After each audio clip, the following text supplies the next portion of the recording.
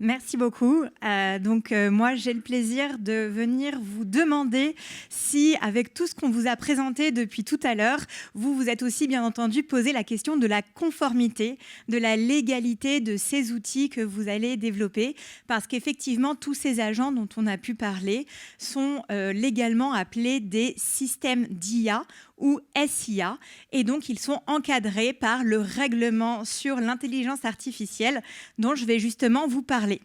Donc ce règlement, il est entré en vigueur en août 2024 et il a une entrée en application qui est progressive. Pourquoi ? Parce qu'il y a certaines règles qui sont tellement graves qu'il fallait interdire ces systèmes d'IA très vite pour éviter qu'ils commencent à être développés et déployés sur le marché. Donc, c'est des systèmes d'IA à risque inacceptables qui sont interdits. Ceux-là, les règles sont déjà entrées en application. Donc, je vous invite à vérifier très vite que vous ne souhaitez pas déployer un système d'IA qui figurerait dans la liste des systèmes d'IA interdits, puisqu'il faudrait tout simplement s'arrêter, ce serait un problème. Et ensuite, on a certaines règles qui sont entrées en application depuis août 2025 sur des règles relatives aux autorités, à la gouvernance, à la confidentialité et au modèle d'IA à usage général. Donc là, on a déjà commencé l'entrée en application. Et on va avoir cet été le socle principal, la majorité des règles qui vont entrer en application, donc en août 2026, raison pour laquelle on vous demande si vous êtes prêts pour cet été. Et donc, je vais faire un focus évidemment sur ces règles qui rentrent en application en août 2026. Et on a d'autres règles qui vont entrer en application en août 2027 sur les systèmes d'IA à haut risque, certains systèmes d'IA à haut risque, puisque certains entrent en application cet été aussi. Pourquoi ils rentrent en application plus tard ? C'est parce qu'il y a déjà des encadrements réglementaires propres à ces systèmes d'IA dont vous trouverez des listes non exhaustives, mais des exemples en tout cas dans le règlement sur l'IA, dans les annexes notamment. Et donc, il y a déjà des encadrements et donc l'entrée en application est, on va dire, un peu moins urgente. Et donc, l'urgence aujourd'hui, c'est de s'intéresser à l'entrée en application cet été, qui va concerner, bien entendu, tout le monde. Donc, cet été, on va avoir une entrée en application, notamment de certains systèmes d'IA au risque. Donc, comme je vous disais, certains entrent en application en août 2027, mais d'autres entrent en application en août 2026. Alors, pour savoir lesquels et lesquels, là, il me faudrait 2 jours pour vous expliquer tout ça. J'ai que 10 minutes. Donc, je vous renvoie au règlement sur l'IA où on en discute après. Et ceux qui nous intéressent notamment ici, c'est ceux dont on a pu parler depuis le début de l'après-midi. Ça va être tout ce qui va concerner les chatbots, les voicebots notamment. Donc, tous ceux qui vont être en interaction avec des personnes physiques, notamment avec du texte, des images, de l'audio, des vidéos. Donc, tous ces systèmes d'IA, comme je vous ai dit, ces agents dont on parle, ce sont des systèmes d'IA. Ils vont entrer en application, les règles qui les encadrent entrent en application dès cet été. Et donc, ça s'applique à qui ? Ça s'applique aux fournisseurs de systèmes d'IA, c'est-à-dire ceux qui vont créer, on va dire, le système d'IA à partir d'un modèle d'IA. Et ça va s'appliquer aux déployeurs de systèmes d'IA, donc ceux qui vont les déployer, on va dire, qui vont en faire la commande, qui vont demander de les déployer soit en interne pour leurs salariés, soit en externe pour leurs clients, leurs prospects, donc la majorité d'entre vous. D'accord ? Donc, ces règles vont s'appliquer pour tout le monde dès cet été et il va falloir appliquer une obligation de transparence. C'est celle que vous retrouverez notamment à l'article 50 du règlement. Ça veut dire quoi ? Ça veut dire informer les personnes qu'elles interagissent avec un système d'IA. Alors un peu plus largement, évidemment, il va falloir donner un certain nombre d'informations et l'information devra être descendante. Je vous ai dit, il y a les fournisseurs, ceux qui fournissent le système d'IA, vont informer les déployeurs. Et les déployeurs, eux, vont informer les personnes concernées, c'est-à-dire les utilisateurs de ces systèmes d'IA, ceux qui vont interagir avec ces systèmes d'IA. Alors, comment on fait pour justement mettre en place ces éléments ? Comment vous allez faire pour mettre en place tout cela? Et notamment, on va avoir aussi dans le règlement sur l'IA l'obligation de mettre en œuvre l'AI literacy. Qu'est-ce que ça veut dire ? C'est l'obligation de se former. En fait, autant on va se dire habituellement, il faut se former, c'est important, c'est nécessaire. Autant là, je vais vous dire, c'est une obligation. c'est même pas important ou nécessaire, c'est obligatoire légalement de vous former, de former vos équipes et de vous assurer que toutes les personnes qui vont être amenées à développer, déployer des systèmes d'IA sont bien au courant des obligations qui vont les encadrer. Et c'est notamment votre cas ici, votre obligation d'être informé. Et donc, c'est un peu ce que vous faites aujourd'hui, notamment, mais en version très, très express. Donc, justement, l'intérêt, c'est de suivre des formations, notamment, soit des formations en interne, soit des formations en externe, qui peuvent être dispensées par des prestataires ou autres, mais de bien mettre l'accent sur ces éléments de formation. Ensuite, une fois que vous êtes formé, que vous avez bien compris comment fonctionne le règlement sur l'IA et que tous les termes que j'ai prononcés depuis le départ sont hyper clairs pour tout le monde, il va falloir identifier son risque. En fait, vous avez une pyramide de risques, un peu que vous avez peut-être déjà vu, avec tout en haut, dans le pic de ma pyramide, on a ce qu'on appelle le risque inacceptable, celui dont je vous ai parlé tout à l'heure. C'est tellement grave que ici, les dispositions sont déjà entrées en application. C'est mon pic tout en haut. Si je suis dans ce système d'IA, je débranche la prise. Tout simplement, je ne peux rien faire.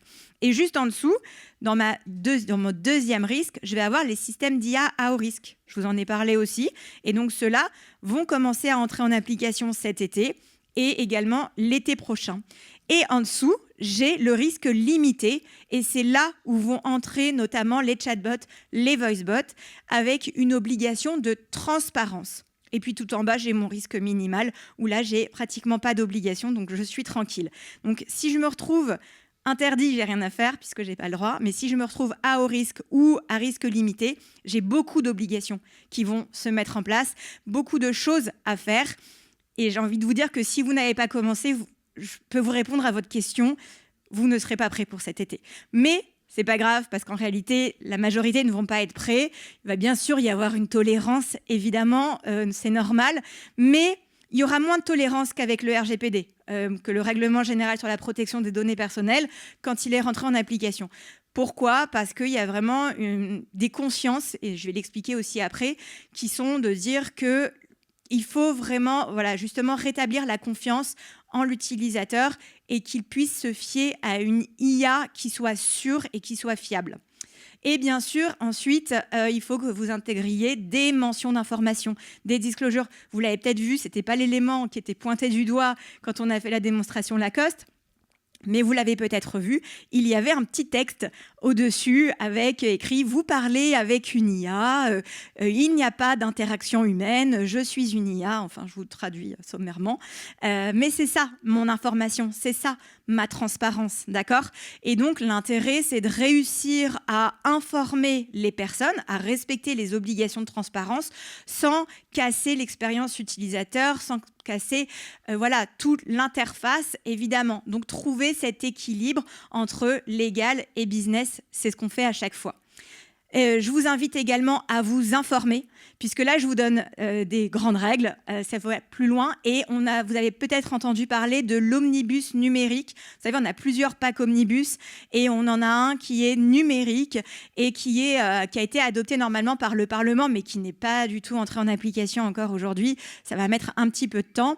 Et ce pack omnibus va peut-être être amené à changer un peu les règles du jeu, notamment modifier la définition d'une donnée personnelle peut-être, et pour le sujet qui nous intéresse, va peut-être décaler l'entrée en application de certaines règles.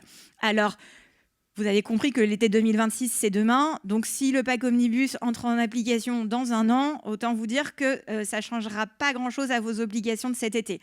Donc, vraiment, n'attendez pas, ne restez pas dans l'attente de se dire « Non, mais je suis tranquille, il y a le pack omnibus, donc j'ai pas d'obligation. Finalement, ça risque de ne pas s'appliquer. » Ne faites pas ça, c'est un vrai conseil, parce qu'il va y avoir tellement de charges de travail pour mettre en application toutes les règles du règlement que ça va prendre longtemps, même si le pack omnibus décale l'entrée en application, vous serez toujours en retard. Donc, vraiment, je pense sincèrement qu'il ne faut pas attendre.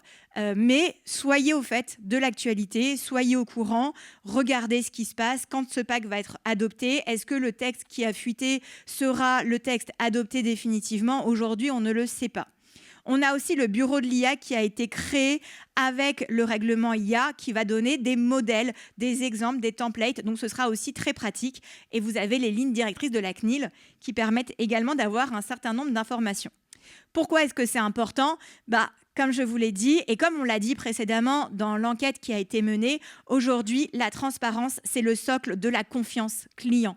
On le sait, les consommateurs, les internautes sont extrêmement méfiants face à l'IA, sont très méfiants sur l'usage de l'IA et aujourd'hui ont besoin qu'on les rassure. Ils ont besoin qu'on leur dise exactement ce qui se passe, avec qui ils parlent, quels sont leurs droits, comment tout ça fonctionne. En fait, c'est comme toujours, on a tous peur de l'inconnu.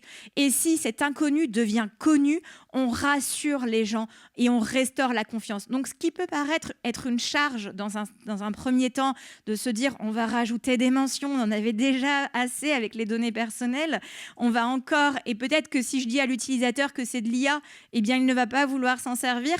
En fait, c'est tout l'inverse, ça va être un cercle vertueux et on le voit vraiment dans les études, les personnes ont besoin d'être rassurées et donc c'est notre rôle ici de cette transparence. C'est une obligation certes, mais ça sera un avantage également.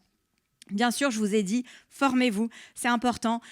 Soyez opérationnel plus que théorique, mais là, je m'adresse surtout s'il y a des juristes, des PO et autres, où on a tendance à être très théorique. Évidemment, il faut allier les deux pour que ça fonctionne. Et bien sûr, ayez conscience des sanctions. C'est toujours une boussole pour le sérieux du marché. Il y aura des sanctions. Il y aura des sanctions qui seront des sanctions modèles, justement pour montrer à quel point les règles sont mises en place et les règles sont appliquées. Les sanctions sont assez importantes. Ça va jusqu'à 35 millions ou 7% du chiffre d'affaires annuel mondial pour un système d'IA interdit. Vous savez, tout en haut de ma pyramide, mon pic. Et pour ceux à obligation de transparence dont je vous parlais, l'absence de transparence peut entraîner une sanction qui va jusqu'à 15 millions d'euros ou 3% du chiffre d'affaires annuel mondial. Donc, c'est beaucoup. Évidemment, ce sont des plafonds. Évidemment, on a l'exemple du RGPD où on sait que les plafonds ne sont pas forcément atteints, mais on sait aussi que ça peut nuire énormément à une structure d'avoir une sanction, ne serait même aussi basse soit-elle, parce qu'en termes d'image, en termes de confiance client, c'est un vrai risque pour une société de briser cette confiance qui est déjà si difficile à établir. Donc voilà, je vous invite à reprendre tous ces éléments et notamment si vous voulez qu'on en discute après, moi je suis à votre disposition puisque je n'ai pas de session de questions-réponses, donc je vous vois tous au cocktail après.